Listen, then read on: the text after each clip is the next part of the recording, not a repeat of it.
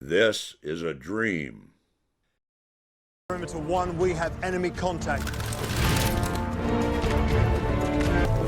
Enemy is approaching fast, requesting orders. General, what should we do? There's no response from command. Or from party leader Creedy. Or from the High Chancellor. Stand down! Stand down!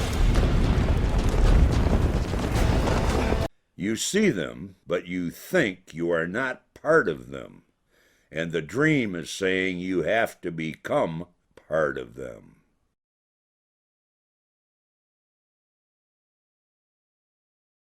Can you say in one sentence or less what... you know what I mean. Can you say why America is the greatest country in the world?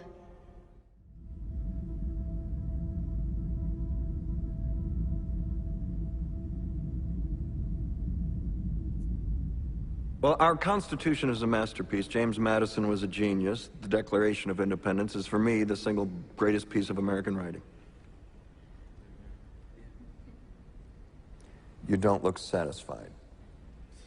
One's a set of laws and the other's a declaration of war. I want a human moment from you. What about the people?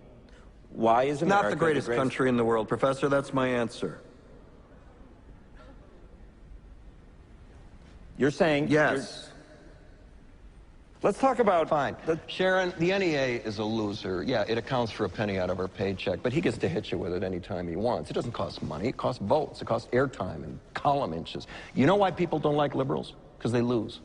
If liberals are so fucking smart, how come they lose so goddamn always? Hey. And with a straight face, you're going to tell students that America is so star-spangled awesome that we're the only ones in the world who have freedom? Canada has freedom. Japan has freedom.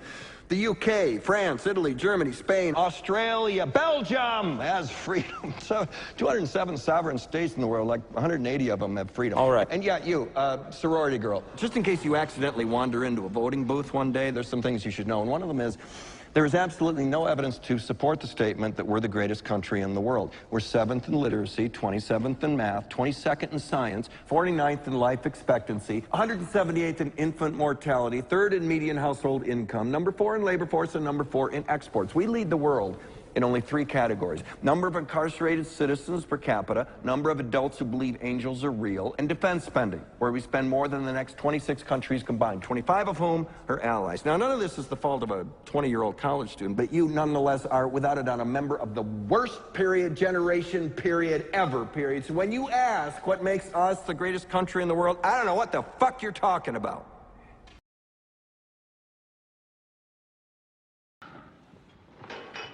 Well, why do you think that is? I mean, why is that? I mean, is it just because people are lazy today, or they're bored? I mean, are we just like bored, spoiled children who've just been lying in the bathtub all day, just playing with their plastic duck, and now they're just thinking, well, what can I do? Okay, yes, we are bored. We're all bored now. But has it ever occurred to you, Wally, that the process that creates this boredom that we see in the world now may very well be a self-perpetuating, unconscious form of brainwashing created by a world totalitarian government based on money, and that all of this is much more dangerous than one thinks, and it's not just a question of individual survival, Wally, but that somebody who's bored is asleep, and somebody who's asleep will not say no?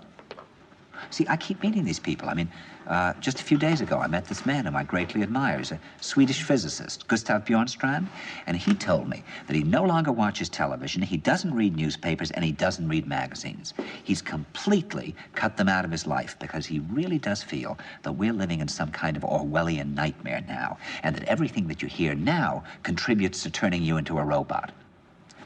And when I was at Findhorn, I met this extraordinary English tree expert who had devoted his life to saving trees. Just got back from Washington, lobbying to save the redwoods. He's 84 years old. He always travels with a backpack because he never knows where he's going to be tomorrow. And when I met him at Findhorn, he said to me, "Where are you from?" And I said, "New York." He said, "Ah, New York, yes, that's a very interesting place. Do you know a lot of New Yorkers who keep talking about the fact that they want to leave but never do?" And I said, "Oh, yes." And he said, "Why do you think they don't leave?" I gave him different banal theories. He said, oh, I don't think it's that way at all.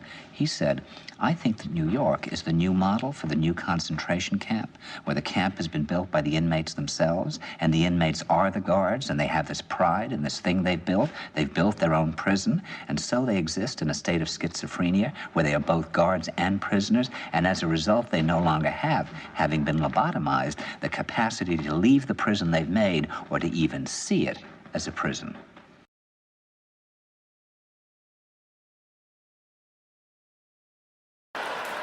But there's a reason. There's a reason. There's a reason for this. There's a reason education sucks, and it's the same reason that it will never, ever, ever be fixed. It's never going to get any better. Don't look for it. Be happy with what you got. Because the owners of this country don't want that. I'm talking about the real owners now. The real owners, the big wealthy business interests that control things and make all the important decisions. Forget the politicians. The politicians are put there to give you the idea that you have freedom of choice. You don't. You have no choice. You have owners. They own you. They own everything. They own all the important land. They own and control the corporations. They've long since bought and paid for the Senate, the Congress, the state houses, the city halls. They got the judges in their back pockets. And they own all the big media companies, so they control just about all of the news and information you get to hear. They got you by the balls. They spend billions of dollars every year lobbying to get what they want. Well, we know what they want. They want more for themselves and less for everybody else. But I'll tell you what they don't want. They don't want a population of citizens capable of critical thinking. They don't want well-informed, well-educated people capable of critical thinking. They're not interested in that. That doesn't help them. That's against their interest. That's right. So we are being told that someone owns the Congress, the Senate, and even the judges. And worse than that, those same people own all of the news media, so we only see and hear what they want us to see and hear. The they that are being talked about will be called the overchargers. There is nothing we can do about these overchargers, is there? We just have to live with what they force upon us, don't we? Frankie Zapata of Zapata Racing started working with jet skis in 1996 when he was only 17 years old. We all know what jet skis are. Well, Frankie was always told that the law of gravity would only allow you to jump so high. He tried many things, but in the end he found they were right. Frustrated, Frankie felt it was time to change the way he was thinking about the jet ski, and he did just that. He began to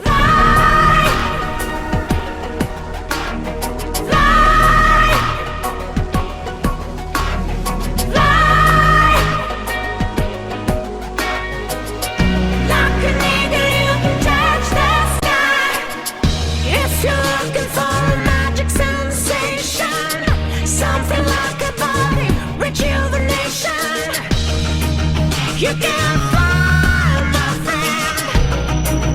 You can fly, my friend.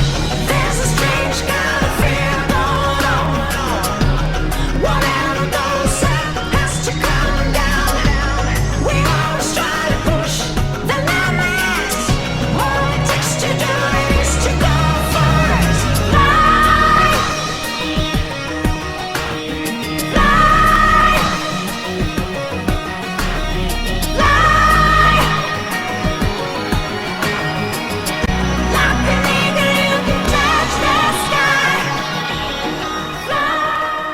So, did Frankie change the way he was thinking?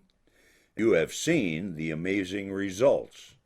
Isn't it time we change our way of thinking? It will take $1 and change. peoplestrustnews.com. When the news investigators begin to investigate, they will find the overchargers. They will not be the police, they will not be the military, they will not be your government, they will not even be the big corporations. Who will they be?